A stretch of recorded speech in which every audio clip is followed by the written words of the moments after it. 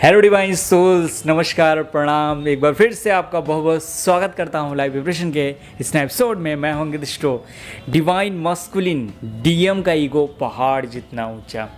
Ego clash बहुत होता है। अगर आप भी शिव शक्ति के ट्विन फ्लेम के संयोग में होंगे तो रिलेशनशिप में, रिश्तों में क्लैश आना, ईगो क्लैश होना। Divine masculine ego totally hurts you, hardly and badly hurts you. क्यों ऐसा होता है?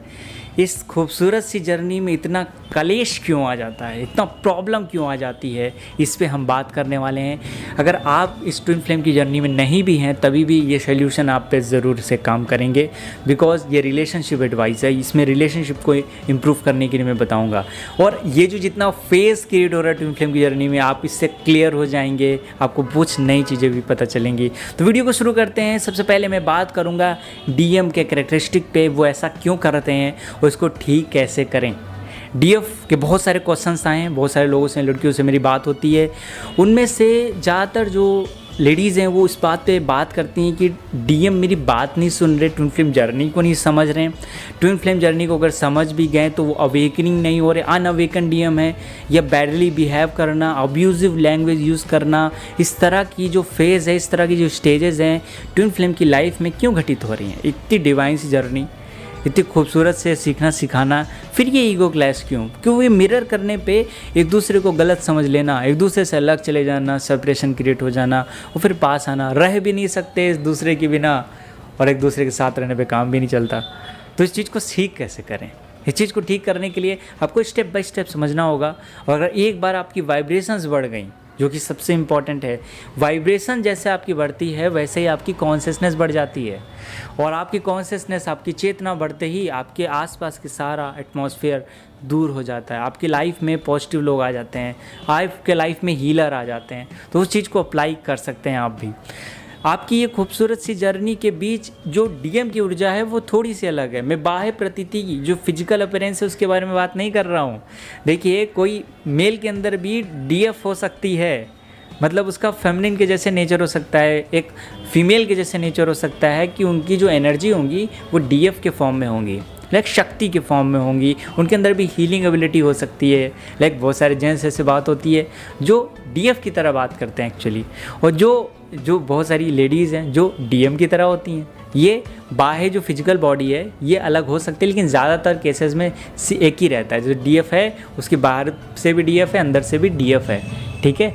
लेकिन ये डीएफ के लिए जानना बहुत ज़्यादा ज़रूरी है। अगर आप ट्विन फ्लेम जर्नी में है ना, तो आप इस रिलेशनशिप को कहाँ तक ले जाएंगे। आपकी कोई भी स्टेज हो, मैरिज हो गई हो नहीं हो, आपको कोई भी चीज़ सही करनी है तो सबसे ज़्यादा तो इम्पॉर्टेंट वाइब्रेशंस को सही करना है, क्योंकि यूनिवर्स आपको इसी फॉर्म में पूरा गवर्न करता है, लीड करता है, आपको गाइड करता है। तो इस चीज़ को समझना पड़ेगा।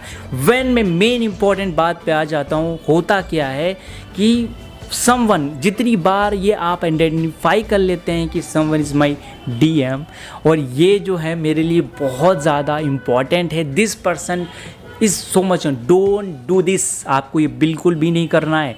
यहीं पे आपसे गलती शुरू हो जाती है। सारी डीएफ, ये बहुत सारी डीएफ ये एक्चुअली करना शुरू कर देती है, एक नीडीनेस वाली एनर्जी।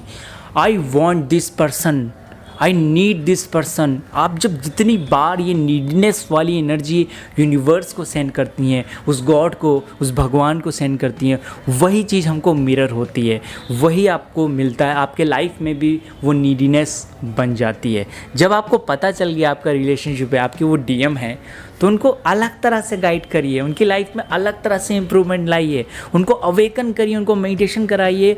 उनको सीधे बताना नहीं है बिल्कुल भी, बिकॉज अगर आपने ऐसा किया, आपने अगर कभी भी ऐसा किया हुआ है तो आपके बीच ईगो क्लैश ज़रूर आया होगा। बहुत सारे लोगों के बीच आता है, मुझसे लोग रेगुलरली बताते हैं, मैंने उनको गाइड करने की कोशिश की, मैंने उनको बताने की कोशिश की, वो मेरी बात सुने ही नहीं, चले गए, भाग गए।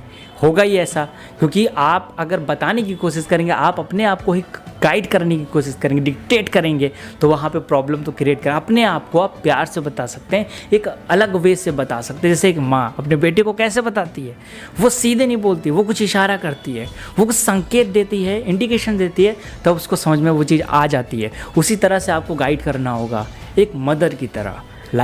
अब यहाँ पे डीएफ हैं, उनके अंदर हीलिंग एबिलिटी भी, अपने स्तर को सबसे पहले बढ़ाना पड़ेगा। फर्स्ट पॉइंट है, अपने स्तर को पूरी तरह से अच्छे से इन्हेंस करिए, बढ़ाइए। जब आपकी वाइब्रेशन बढ़ेगी तभी दूसरे को आप हील कर पाएंगे। अब दूसरा स्टेप आता है, अगर वो थोड़ा सा आपका कम्युनिकेशन होती है, अंडरस्टैंडिंग लेवल ठीक ठाक है, तो भी आप अलग अलग तरीके से उनको गाइड कर सकते हैं। नीडीनेस की एनर्जी बिल्कुल भी ना क्रिएट करें कि मैं इस पर्सन के बिना मेरा क्या होगा, मैं क्या नहीं कर सकती हूँ। ये जो डिपेंडेंसी अच्छी बात है, लेकिन डिपेंडेंसी जब आप बहुत ज़्यादा नीडीनेस में कन्वर्ट हो जाती है, आप अपने सेल्फ लव पे फोकस नहीं करते हैं, उतनी बार सेपरेशन होता है।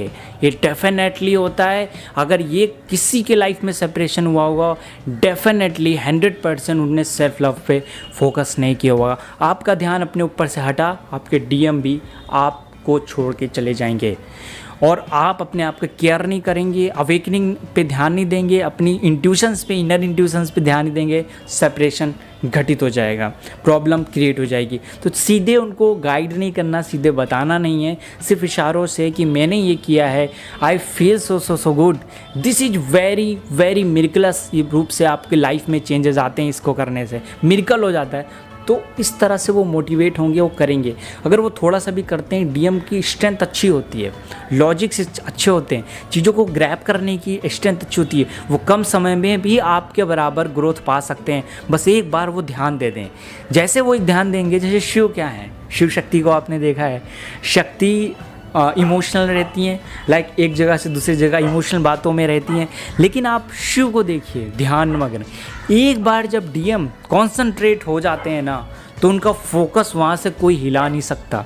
वो बहुत ही मिरेकली उन चीज़ों को सीख जाते हैं, लर्न कर जाते हैं और अपनी लाइफ में बड़े चेंजेस कर लेते हैं, बड़े परिवर्तन कर लेते हैं। बहुत मिरेकली उनके लाइफ में सडनली चेंज आ जाता है। जब वो स्ट्रांग हो जाएंगे तो आप डेफिनेटली स्ट्रांग हो जाएंगे, आपकी लाइफ में ग्रोथ डेफिनेटली हो जाएगी। अब यहाँ पे एक घटना घटित होगी जिसे कहते हैं मस्कुलिन एंड फेमिनिन एनर्जी का बैलेंस होना।